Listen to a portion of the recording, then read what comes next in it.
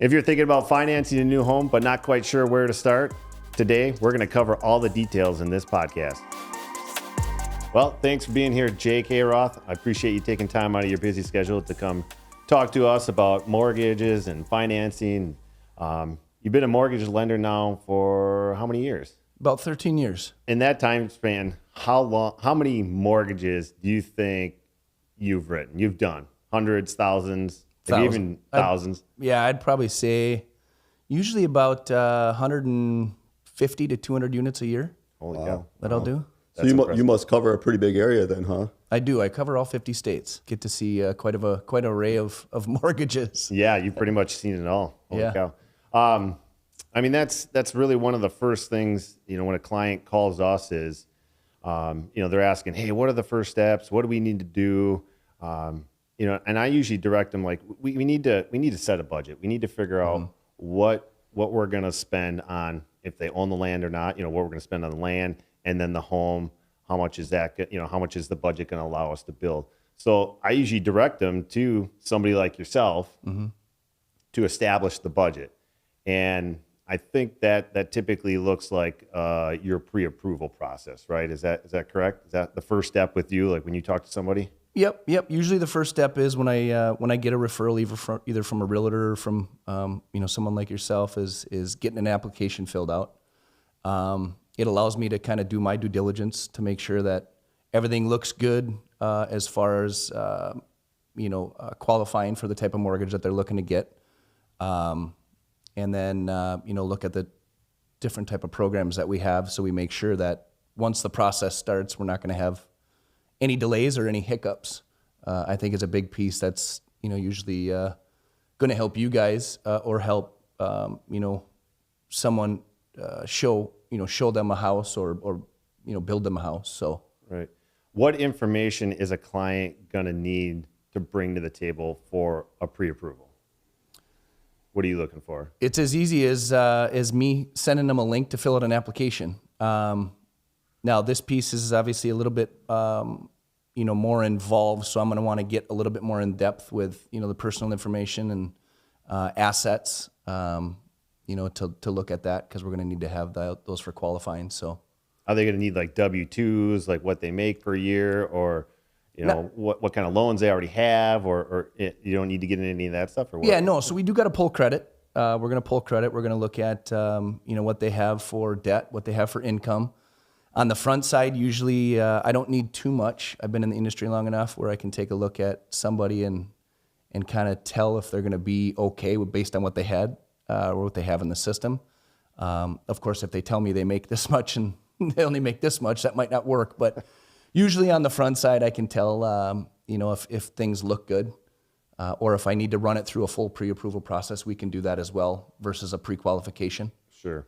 And I think that's one good point to bring up is I've had a lot of clients before we did the pre-approval process is, I'm comfortable with this amount, to spend this amount on a mortgage. But then, we send them to the pre-approval process and then, this is really what it looks like. This is really what, they're comfortable affording. So it kind of gives them that peace of mind, kind of gives them, starting them off on the right foot so we can, get them into a house that they're going to feel comfortable with, that's going to meet their budget, going to meet their needs and their wants. That pre-approval process, how long does that typically take when somebody starts that process with you? Usually once they fill out the application, I like to get back to them within 24 to 48 hours. Wow, okay. Kind of allows me to just look at it and then get back to them and discuss, some things.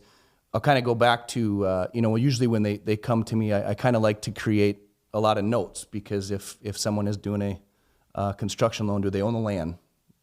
What's the value of the land? When did they buy it? If they owe anything on it, because we can use all those pieces of towards the construction process. So I think that is a little different. Like a lot of customers might have experience applying for a mortgage or something like that. They're buying an existing home, right? What are some differences between actually buying an existing home versus if they're looking to set up like a construction loan, construction to permanent, mortgage? How does that process look? Well, it's a little bit more involved because I got to get, usually on the front side, I like to get, all the information. Perfect example, if you're purchasing a home, I just get them a pre-qualification letter. They work with a realtor. They go find a house. On the construction piece, I need to find out a lot of information because it's a little bit more detailed. Takes a little bit longer on the front side. I need to know if they, when they bought the land, if they owe anything on the land, what value we have there, what the cost they're looking to build, because that's going to kind of depend on the down payment. Because if they have, a piece of land that they own free and clear, they can use that towards the down payment on the construction piece. So it's a little bit different. Now, if they don't own the land, we can do that at one time too as well and close at the same time as the construction loan. We don't need to purchase that up front. You're just not going to have any of that equity there to use towards your down payment. You just have to make up your own down payment. Okay, so let's break that down a little bit. So if a customer calls in and says, hey, we're thinking about building, looking for property, they get in touch with yourself, let's just say, you set that budget for them.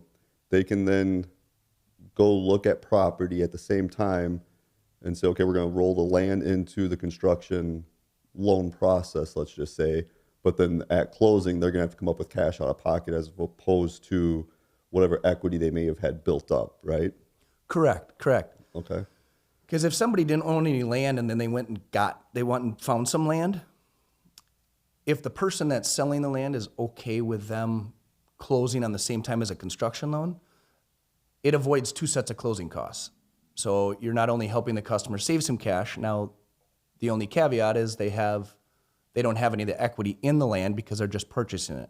So then we have to have, the 20% down on the construction loan versus, and then that cash would have to be brought by them because they're not going to have any equity in that process. But either way, they would have to buy the land, so we might as well just close at the same time if that's feasible, and then it saves them on two sets of closing costs and fees. Well, in our previous podcast, we talked to a realtor, and properties are selling pretty fast right now. So I get the question asked by clients: should I buy the land right now? Should I sink all my cash into that property? Just to lock up that property. Is that a smart move? Maybe putting all the cash reserves into the property, or should they save some of those cash reserves? That's kind of the question I get a lot. Yeah, I guess it kind of depends on the seller. If the seller's okay with us closing, sometimes the builder or who they're going to be using for a general contractor may own the land.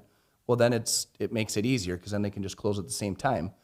If they don't, and the seller's fine with waiting, it may allow them to keep some of their cash liquid versus, dumping it on the land and then not having enough cash to close or reserves on the construction piece. So it's kind of a case by case, just because we want to look at, everything they have. And that's why the pre-qualification is so important, because it allows me to say, hey, if you don't own any land, maybe you need to go buy it, or you can buy it, or maybe we should hold back and just close at the same time. And again, it depends on who owns the land and who's building.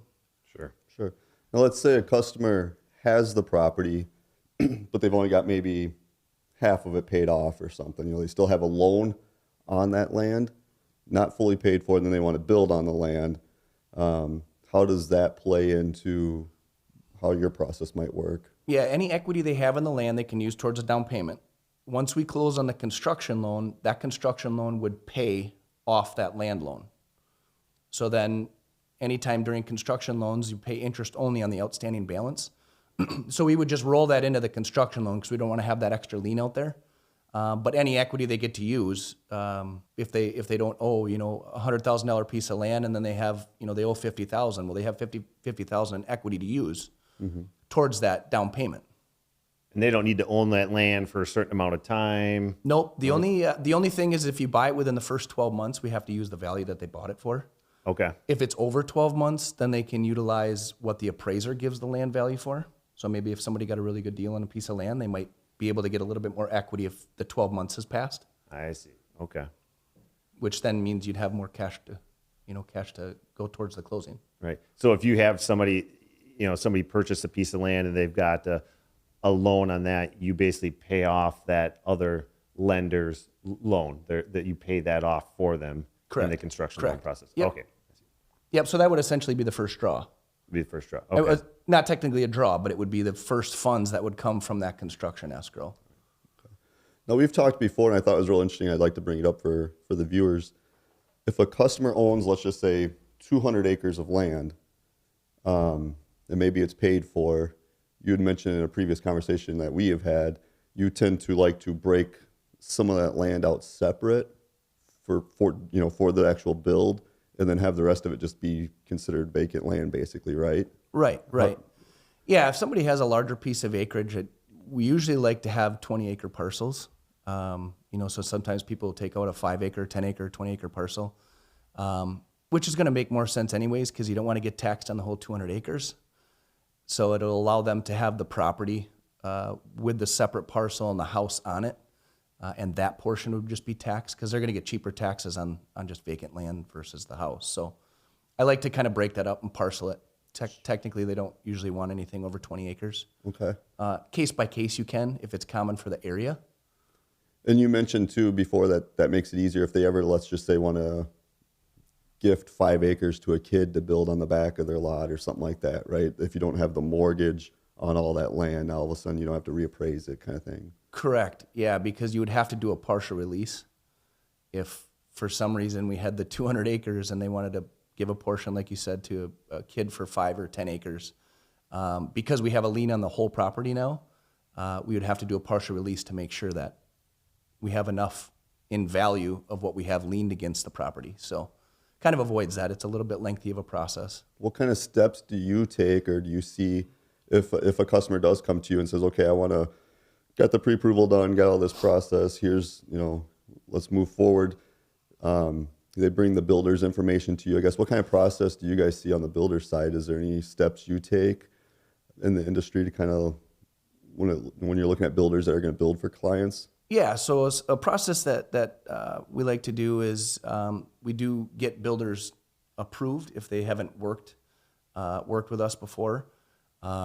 It's just kind of another process to reassure and protect not only the customer but the bank as well. It just runs them through a credit check of their own, just to make sure that we have a legit builder that we're working with. So, sure, I like that. I think that's a huge peace of mind. I think a lot of our clients are building in an area that they're not from.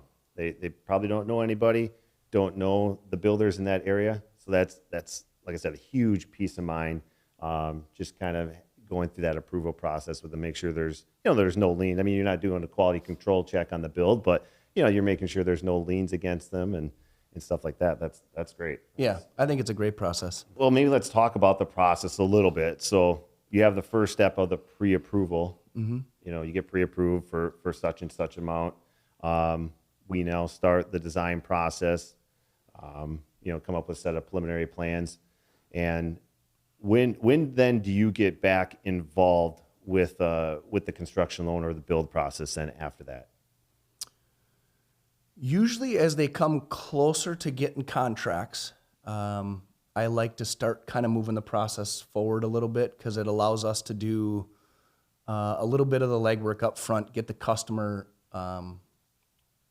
approved, I guess you would say, by allowing an underwriter to look at it, okay? Then in that time, hopefully, we then have contracts from the GC, from whoever's going to build the property, which then allows me to lock the rate in, order the appraisal.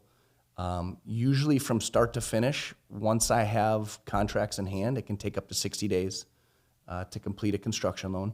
If we're ready to go sooner, 45 days, we definitely close them as soon as we can. But that's typically the process of what it takes. But I usually like to start, a little bit before having contracts, just so it allows us to get the customer a view in underwriting. Okay. How do you do that process when you're maybe not located in the same city or state as that client? A lot of stuff happens via phone, email. Working in all 50 states, yeah, sometimes I don't get to meet a lot of the customers I work with, but it's a pretty smooth transition with technology nowadays, and getting all their documents and the process of getting them pre-qualified helps me out as well too. So for sure, if there's anything that came good out of the pandemic, I think it's our ability to learn all these Zooms and Teams meetings and stuff like that, and be able to work remotely with clients. It puts us, closer in contact with the client. So to recap, so customer goes to you, they get the pre-approval, they start working with, let's just say, someone like us. We go through the design process with that approval in hand. We get to the point where we have our contract. The builder's putting together his contracts. They get that information to you. You then run the appraisal on the property, get the underwriters involved, whatever on your end. Now, if a customer says, well, I've got X amount of dollars, I'm just going to throw down cash.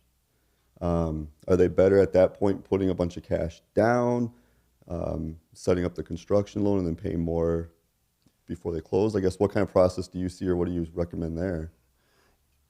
Technically, I'd like to keep, during the process, so many things can change. I'd rather have them keep their cash till the end of the process, because during the construction process, they're paying interest only on the outstanding balance. It just allows them to have a little bit more liquidity. And then they could always utilize some of that cash towards the end once the construction piece is done. But there's a lot of variables that can happen throughout the whole construction process that might have them need to have that cash available versus throwing it down right away. Sure. So you said you're closing one time, right? Correct. You're Yep. closing up front. I think that's a huge Construction piece to perm, of right? Yeah. Right. Yep, right. So you said perm. What, for people that may not know all the insider lingo, the mortgage thing, what is perm? What does that mean? Yeah, so basically it starts with a construction, and then it just goes to the permanent financing. Permanent finance. Okay. Yep, so no need to refinance. Again, saving the customer on costs, because anytime you do a construction loan or you refinance, there's always costs associated with that. So it just allows the nice streamless process of going right from construction to the end loan and being done with it. Actually, let's talk about appraisals too. How does that process look? How do you go through the appraisal process, working in all 50 states? Yeah, so we have an appraisal company that we utilize. So anytime we're in a different state where I'm not currently located, we order the appraisal and it goes to a panel of appraisers in that area, and then someone accepts the job and then completes it. Once they're done, then they submit it to us. It gets reviewed, and then that's when it comes back to me so I can see it and make the necessary changes that I need to, based on where it comes in at. Sure. What if the appraisal comes back lower than the overall build cost? What does that situation look like? Then I need to have a conversation with my customers. Because we have to look at that. And again, that's going to be very important of how much equity they have. It might involve some more cash to the table if it comes in a little lower, but if they have, some equity in the land, it might not make a huge deal. Sure. I think some of the questions we get asked a lot, I'm sure Justin does too, but if a customer wants, going back to like that builder application, if a customer wants to build their own home, and let's just say they're not a general contractor, they're just a DIYer, is that something most lenders, or in your experience, lender would get involved and want to actually finance a self-build, or do you usually want like that licensed general contractor on the? Yeah, I'd probably say majority of the lenders are going to want a GC involved. It's just going to obviously protect everybody, because they're going to take care of, getting the draws and lien waivers and all that stuff to make sure there isn't a lien placed on somebody's house where, it shouldn't have been. So that's usually why they want, a GC involved, because that's what they do. Sure. Yeah, they're familiar with the process, familiar what the cost might be, and we all want a happy homeowner in the end, right? We don't want a home, sitting half done or something like that. So it's a good protection for everybody. Yeah, I think it's a good point. And speaking of self builds, what about like financing a shell package? We see a lot of those in the log and timber frame industry. Some providers provide just a shell, the exterior shell of the home. Is that something that you guys would finance, or do you want all of the contracts in place, the total cost to build? What are your thoughts there on shell packages? Yeah, so they're definitely going to want the whole package. The shell's usually included, and then you have your GC's portion. So you're going to usually have two sets of contracts. because the process there is if they do the shell, then it just sits there, and now we have a lien on a property that really isn't insurable. Right. Or livable at that point. livable. Right. Yeah. What do you do with it? Right, Yep. right. Now, if they want to put a portion down on the shell package, that can go towards their cash to close. That's nothing against that. We're just going to want all the details broken out of everything involved in that construction piece, not just here's the shell and now we sit and wait. Right. So can a client start the build process, start it with cash, and construction's underway, there's a foundation in maybe, and there's a shell going up. Now they come to you and look for financing. Is that a good situation, or what is your thoughts there? It's not. Typically you're going to want to start on the front side. You're going to want to be involved from the beginning, because then you know everything that's went on with that property. Again, that comes back to, we don't know. We haven't been involved in the process up until that point, so we don't know who's owed money. So it just makes it real tricky, because again, there's where things can get involved with just other aspects that the bank typically wants to be on the front side. Sure. So I've had customers ask in the past, and I've always told them, and correct me if I'm wrong, just to that point, where the customer calls up and says, well, I've got X amount of dollars, I'm going to finance this until, basically we dwindle the cash down, and then we'll take out a loan to finish it. And I always tell customers to that point, it's not probably the best way to go. And if anything, save the cash and just put it down when you go to close on the loan. Let the bank run the loan and then just pay off a bigger chunk if that's what you want to do. Well, and even if they had a construction loan for so much, but they didn't want to borrow that much, during the process before we close, they could put as much cash as they want down. So instead of doing it on the front side and starting the process and making it a little bit more difficult, why not go through the correct process of the construction loan and only borrow what they want to borrow? So they could do that essentially the same way. It's just getting the right people involved from the get-go. Right. Sure. I like that. I like that process. I mean, you guys put all those checks and balances in your process, and it kind of protects that homeowner. I've had homeowners do that had enough cash to build the home, but they went through the loan process just because of all those protections that they see with your process. Yeah. Yeah, another real common question is just the overall time frame, what the process looks like from the time they initially, reach out to a lender. I know you can't answer how long it takes to get design and stuff like that done, but from your side, what kind of time frame what does the process usually take? Yeah, so the time frame from start to finish when I have contracts in hand is 60 days usually. That's what I like to set the expectations with my customers. Now, it depends on how soon they get a hold of me as far as how far along they're in the process. If they're still in the design stage, maybe it seems like construction loans are a little bit longer because there's a little bit more involved on the front side. But as far as a lending standpoint, once I have contracts, it's technically 60 days from start to finish. Do you guys give them a deadline, like when that home has to be completed by? You have 12 months to build the house. 12 months? Yep, from close. Okay. Yep. So what happens if it does take a little bit longer? Is there... Yeah, so we can do longer extensions on there, or if it's not complete, they could pay to extend it, or just have the loan just roll into to the end financing. Now, that piece, if there's a little left and they don't want to pay to extend it, I guess it would depend on how much is left to utilize. But they would just draw those funds, keep those aside, and then they would just start making their regular normal payments instead of the interest-only payments. Okay, so when you say how much is left, you're saying if you establish a construction loan and there's X amount of dollars here, it's within 12 months that has to be closed out basically, right?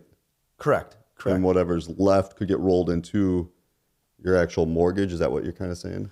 Yeah, so if you have, let's just say $100,000 left in the construction escrow, because whenever we're setting up a construction loan, we have the funds in an escrow, so they're there to be utilized to build that house. If 12 months comes along and the house isn't complete yet, let's just say they're a month out.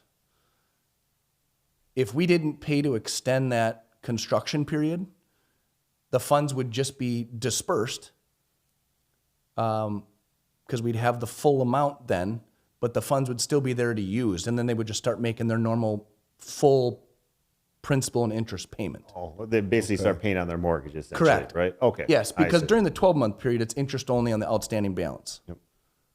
After that, then it would be your full payment. That's where we talked about the construction to perm. So it's going to go into the permanent financing with the fixed payment at the amortized schedule that we have. Okay.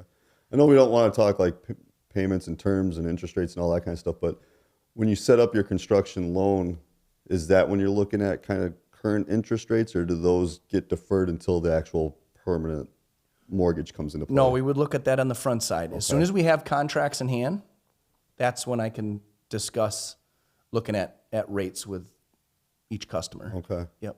When we were talking about time frames and escrow, it reminded me of the draws.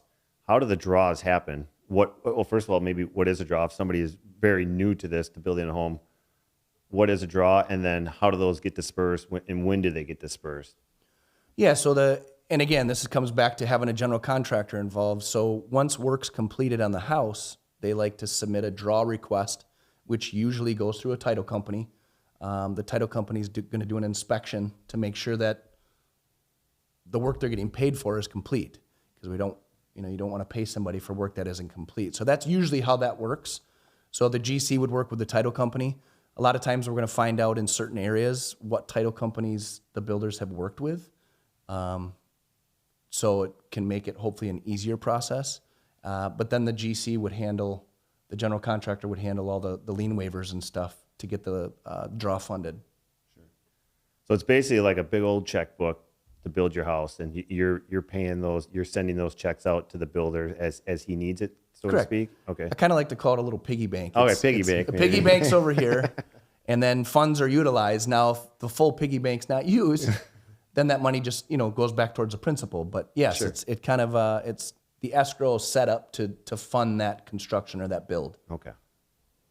On speaking of that piggy bank, I guess let's just say on larger homes, do you guys tend to, or do you tend to put like any kind of contingencies in there, or do you set it up just based off whatever contracts are in hand? How does that process usually go? Yeah, usually discussing with the customer on the front side. If it's a little bit bigger of a build, they may want to build like a 10% contingency in there for any overages, because again, during the construction process, things can change, things can come up that might allow them the security or the comfort level of having those extra funds there if needed. Because if they didn't have those funds there and there were any overages, then obviously they would have to come up with those funds on their own. Mm-hmm. But yes, we can set up a 10% contingency to be utilized for any overages. And then if it's not utilized, then it would just go back towards the loan.